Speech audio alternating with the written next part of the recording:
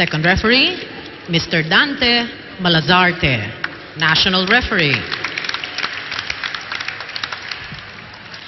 Let's call on our starting lineup from our Lady Patrollers of the Philippine National Police.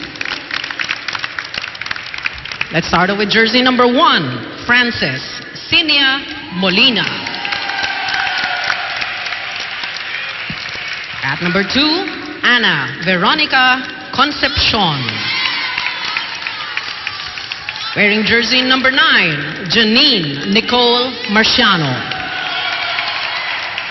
At number 10, Michelle Datuin. Wearing jersey number 17, Melissa Camille Ogana. And their team captain with jersey number 3, Jennifer Mia. Libero, number 16, Justine May Tadeo. Head coach, Mr. Bob Malena. Calling on our lady athletes from SMART.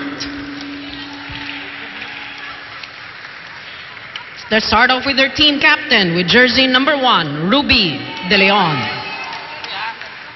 At number 3, Suzanne Roses. Wearing jersey number 5, Gretchel Soltones. At number 7, Maruja Banaticla. Wearing jersey number 8, Charo Soriano. At number 11, Mika Goliman. Libero, number 9, Melissa Gohing. Head coach, Mr. Roger Gorayev. Roger Gorayev, always an interesting ball of laps when he's in the mood. He's coaching SMART. He says, why not introduce Jem Ferrer na naiwan sa bench? Eh kasi parang may kausap siya. I think he only has 7 players today. Medyo kilala natin to SMART. Walang problema to. Itong Lady Patrollers, kilalanin natin. Ano?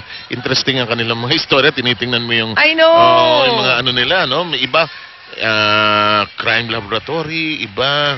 Maraming interesting. Because we got a sheet here just for your information, for the viewers. Yung mga information ng viewers, no?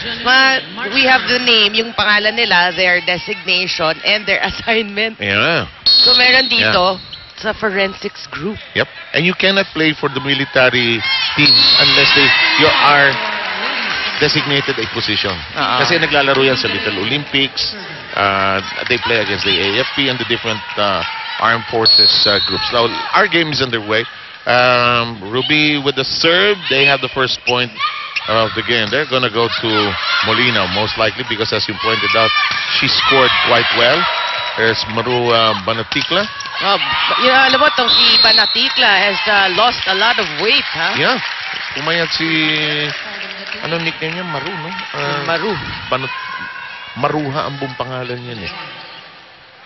During the warm-ups, I had a chance to talk to her, and I talked to her about the history of her name. And my age was revealed, of course. Naalaman na alam ko yung pelikulang Maruha nung... Anyway. Kahit ako hindi ko alam yun. Alam ko. Google mo na lang mamaya. Sige. 3-0 po ang ating score. Magandang araw, Bayang Pilipino. Ito po ang inyong Shakey's League Open Tournament sa GMA News TV. Labas, malakas ang serve. Yun sa medyo kung merong sakit sa laro ni... Ruby, yung serve niya kung minsan, pag napago na, lumalakas.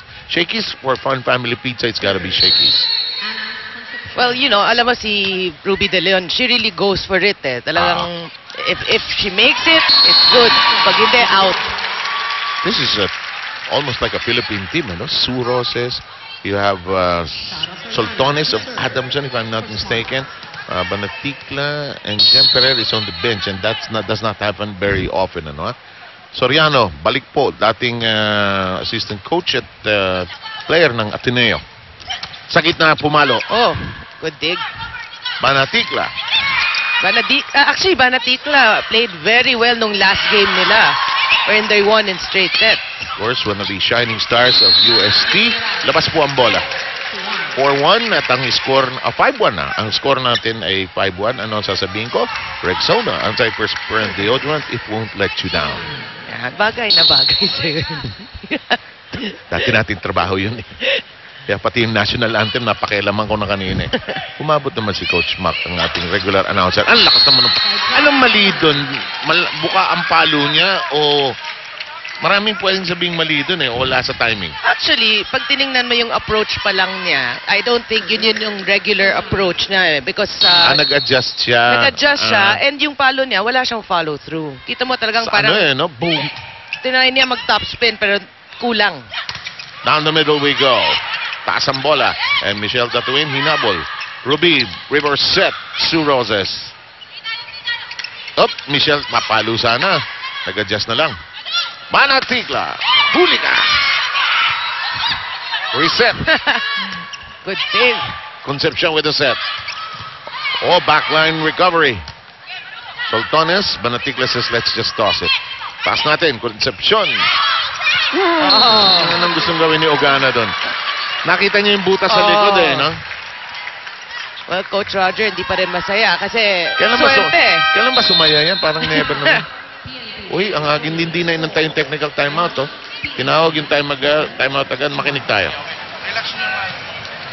Hindi naman kasi bawal. Maliit. Huwag ka matapos. Hindi mo lang. May preparation naman tayo. Relax lang.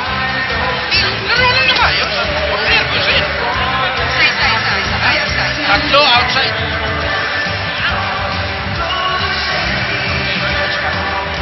Tatlo is spiker.